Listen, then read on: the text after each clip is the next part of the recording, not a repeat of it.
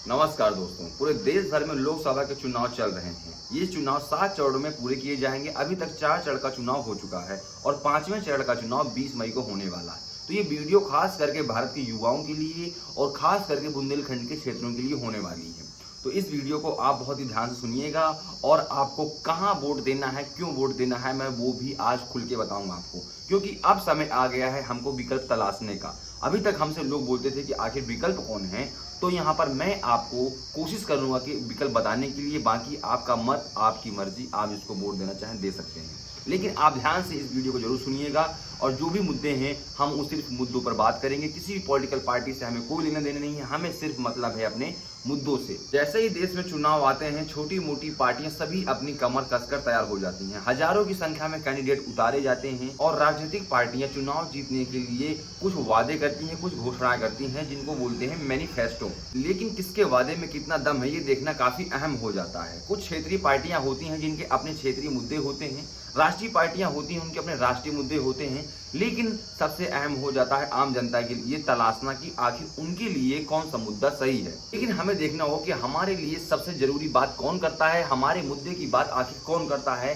सभी पार्टियों ने अपने अपने मैनिफेस्टो जारी कर दिए हैं, लेकिन अगर मैं बात करूं युवाओं के रोजगार के लिए जो वर्तमान में सबसे बड़ा मुद्दा बना हुआ, तो उसको लेकर के किसी भी पॉलिटिकल पार्टी ने कोई खास विश्लेषण अपने मैनिफेस्टो में नहीं दिया है, ना ही कोई खास किसी ने वादा किया है। लेकिन एक पार्टी है जो है Indian national Congress. Congress party का आप मैनिफेस्टो उठा के देखिए और कांग्रेस पार्टी का आप भर्ती कैलेंडर देखिए। मैं यहाँ पर किसी पार्टी पूरी का कोई साथ नहीं दे रहा हूँ, ना ही मैं कोई इतना बड़ा पॉलिटिकल या यूट्यूबर हूँ कि मुझे बहुत सारा फंड मिल गया होगा तो मैं उसके बारे में बोल रहा हूँ। मैं सिर्फ एक आम आदमी के नाते आपको अपनी राय दे रहा हूँ, क्योंकि अब समय आ गया है हमें विकल्प तलाशने का। अभी तक लोग बोलते थे कि विकल्प नहीं है आपके पास, आप किसको चुनेंगे, अब तो सिर्फ 400 पार वाली सरकार में जाना पड़ेगा। लेकिन हमें विकल्प तलाशना होगा। हमें अगर कुछ परिवर्तन करना है तो हमें विकल्प जरूर तलाशना होगा। कुछ ना होने से कुछ तो बेहतर है।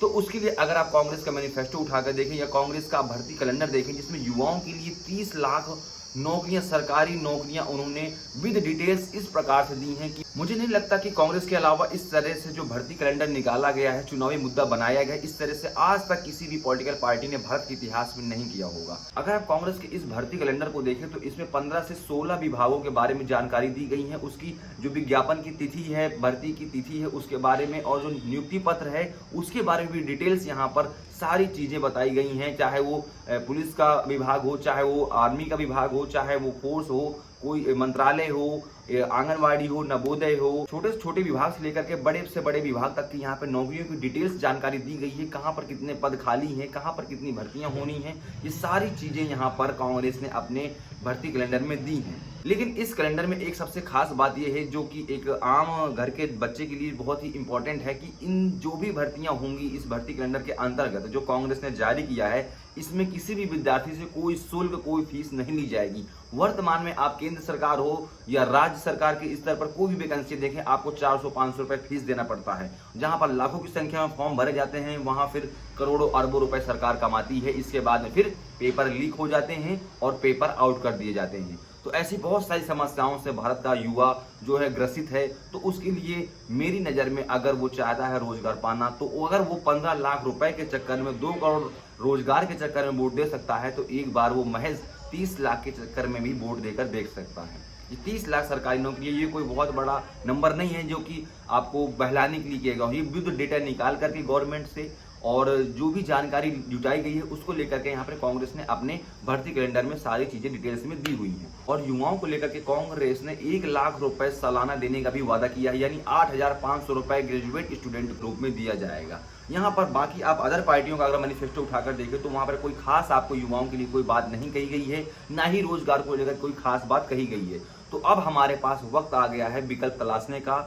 तो मैं आपसे यही कहना चाहूँगा कि अगर आप चाहते हैं कि एक बार आपने अगर राम मंदिर के नाम पर, आपने 15 लाख रुपए के नाम पर, आपने 2 करोड़ नौकरियों के जुमले के नाम पर अगर आपने वोट दिया है, तो आप एक बार 30 लाख नौकरियों के लिए भी एक बार आप वोट दे सकते हैं। तो आप चुन सकते हैं अपनी बेहतर सरकार, क्योंकि यहाँ पर बात आती है मैनिफेस्टो की, बात आती है यहाँ पर घोषणाओं की, बात आती है यहाँ पर वादों की, कि किसके वादों में कितना दम है और किसके वादे किस किसके लिए अहम होने वाले हैं। ऐसे नहीं कि कांग्रेस ने सिर्फ युवाओं के लिए घोषणा की हो, लेकिन मैं ये वीडियो सिर्फ युवाओं के लिए बना रहा हूं, तो इस वजह से मैं युवाओं के बारे में बात कर रहा हूं। अगर आप देखें कि कांग्रेस ने जो अपना MSP वाला जो गारंटी है, उसकी लीगल गारंटी देने का भी वादा किया है और महिलाओं को सालाना 1 लाख रुपए देने का वादा किया है, तो बहुत सारे ऐसे अच्छे मुद्दे कांग्रेस ने उठाए हैं जो कि भारत में वर्तमान में इसकी जरूरत है। महंगाई को लेकर के कांग्रेस ने बोला है, और यहाँ पर बीजेपी खास कोई रोजगार महंगाई को लेकर के कोई अपने मैनिफेस्टो में कुछ भी यहाँ पर डिटेल्स में नहीं बताती हुई नजर आई है। तो अब हमारे पास वक्त आ गया है कि हमें यहाँ पर बेहतर विकल्प तलाशना होगा। और मैंने देखा है कि बुंदेलखंड की राजनीति में यहाँ पर कुछ लोग अपने राजनीतिक पार्टियाँ, अपने अपने जो वहाँ के लोग हैं, अपने अपने जाति धर्म के आधार पर प्रत्याशी को दे करके भारी संख्या में यहाँ पर उतर रहे हैं मैदान में और उनका समर्थन कर रहे हैं। अन्य लोगों को यहाँ पर मैनिपुलेट भी कर रहे हैं और उनका ब्रेन वॉश करने की कोशिश कर रहे हैं। लेकिन ये आपका मत है, आप अपने अकॉर्डिंग, आप अपने मुद्दे को देखकर ही वोट दीजिएगा। आने वाली 20 तारीख को एक मतदान आपका भविष्य बदल सकता है, तो आप अपने मत का प्रयोग जरूर करें और सोच समझकर जरूर करें। तो मैं आपसे यही कहना चाहूँगा कि आप कांग्रेस या बीजेपी, आप किसी का भी अपना मैनिफेस्टो उठा कर देख लीजिए, जिस मैनिफेस्टो में आपको बेहतर लगता है। क्योंकि देखिए, आम जनता, जो आम गरीब लोग हैं, किसान लोग हैं, वो ज़्यादातर किसी भी सरकार के मैनिफेस्टो नहीं पढ़ पाते हैं।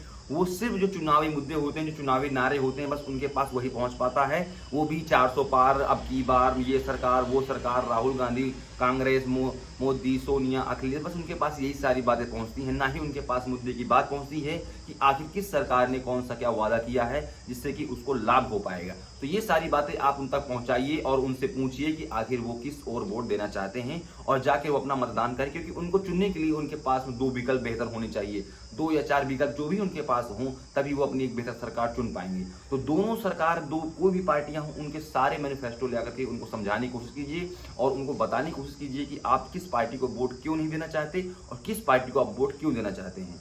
तो इससे क्या होगा कि हम एक मजबूत लोकतंत्र स्थापित कर सकेंगे और नए भारत का एक निर्माण कर सकेंगे। बहुत बहुत धन्यवाद। जय हिंद, जय भारत।